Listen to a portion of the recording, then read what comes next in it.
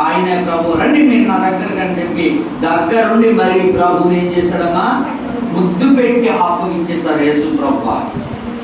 చూసారు ఎంత దారుణమైన పరిస్థితి. అయినా సరే ప్రభు అక్కడ కోపించుకున్నాడా? సంఖ్యలు వేసేశారు. కోపించుకున్నాడమ్మా? కోపించుకోలేదు. ఇస్కరియోతు యోధ మీద నువ్వెంత మూర్ఖుడురా, నువ్వెంత దుర్మార్గుడివి, నిన్ను ప్రేమించి నిన్ను ముద్దు పెట్టుకొని నిన్ను ప్రేమించి ఈ శిష్యులందరూ కూడా వద్దంటున్నా సరే నా శిష్యుడిగా నేను చేసుకున్నాను అన్నాడా ప్రభు?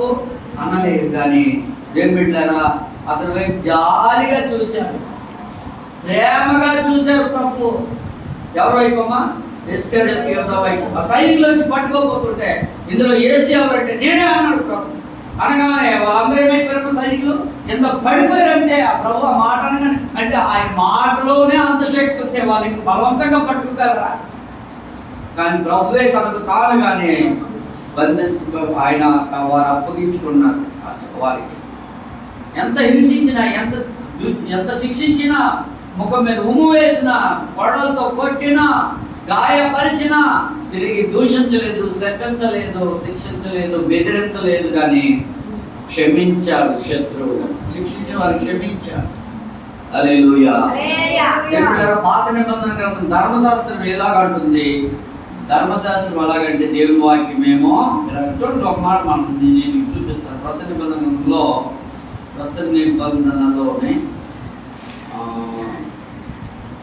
మనం చూస్తున్నప్పుడు మత్తయి సువార్త 5వ అధ్యాయము 43వ వచనము. మత్తయి సువార్త 5వ అధ్యాయము 43. ఈసారా 5:43లో ఈ విధంగా రాయబడింది, నీ పొరుగువాన్ని ప్రేమించు. ఏముందమ్మా? ద్వేషించా. అవును, ద్వేషించండి. మన దేవుని వాక్యం మాస్టర్ దేవుని వాక్యంలోనే ఉందండి. దేవుని వాక్యం చెప్పి మరి ద్వేషించాలి కదండి మనము అని ఎవరు ఆ తర్వాత చదవండి ఏముంటాం. అంటే పాత నిబంధనలో అలా చెప్పబడ్డాయి. ఆయన కొత్త నిబంధనలోకి వచ్చేసరికి అలాగా ప్రభువే ఈ భూమి మీద ఉంటాయని చెప్తుంటే ఏంటంటే, నేను మీతో చెప్పున్నదే మనగా అని ప్రారంభించి, మీరు పరలోకమందున్న మీ తండ్రికి కుమారులై ఉన్నట్టు మీ శత్రువులను ప్రేమించుడి, మిమ్మల్ని హింసించు వారి కొరకు ప్రార్థన. మీ శత్రువులు ఏం చేయాలి? ప్రేమించండి. ఇందాక చదువుకున్న వాక్యం ఏముందమ్మా? నీ శత్రువు ఆకలి కొని ఉంటే భోజనం పెట్టండి, దాహం కొంటే నీరు దాహం తీర్చండి. ఇక్కడేమో నీ శత్రువుని ప్రభు అంటున్నారు ప్రేమించు. పాత నిబంధనలో ధర్మశాస్త్రం చెప్పింది అలాగా ద్వేషించమని, కానీ ఇప్పుడు నేను అలా చెప్పట్లేదు. నీ శత్రువుని ఏం చేయాలి? ప్రేమించండి. అస్సలు నేను క్షమించమని క్షమించమండి. నేను చచ్చిపోయినా మర్చిపోనండి. నేను చచ్చిపోయినా, నేను నన్ను కాల్ చేసినా, భూమిలో పాలు పెట్టేసినా నా గుర్తుంటుంది. నేను పీడించేస్తానండి.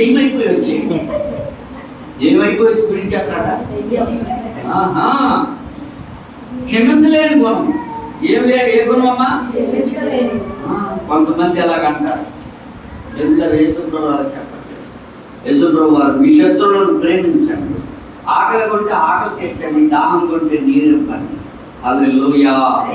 దేవునికి స్తోత్రము కలుగును. హల్లెలూయా. ఇంకా మనం చూస్తున్నప్పుడు దేవుని వాక్యంలో మరి పాత నిబంధన ఏం చెప్తుందంటే శత్రువు గురించి శిక్షించండి, ద్వేషించండి అని చెప్తుంది. అండ్ కొత్త నిబంధనకు వచ్చేసరికి కృప చూపండి, క్షమించండి. యేసు ప్రభువు మన పట్ల అదే కదమ్మా చేశారు. యేసయ్య అదే కదా మన పట్ల చేశారు. హల్లెలూయా. హల్లెలూయా. ప్రియమైన దేవుని బిడ్డలారా, మనం చూస్తున్నప్పుడు ఇంకా చాలా విషయాలు ఉన్నాయి.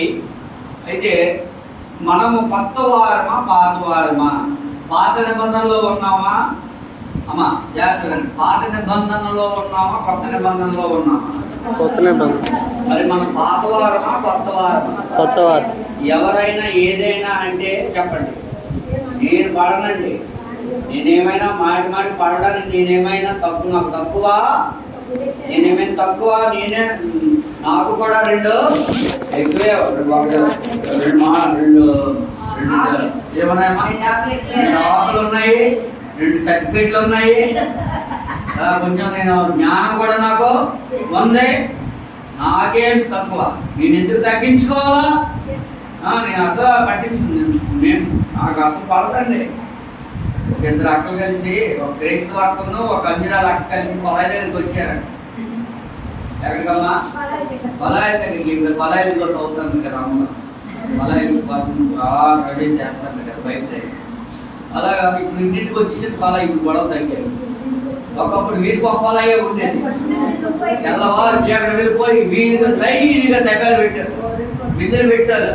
బోరింగ్ దగ్గర కూడా ఉన్నాం.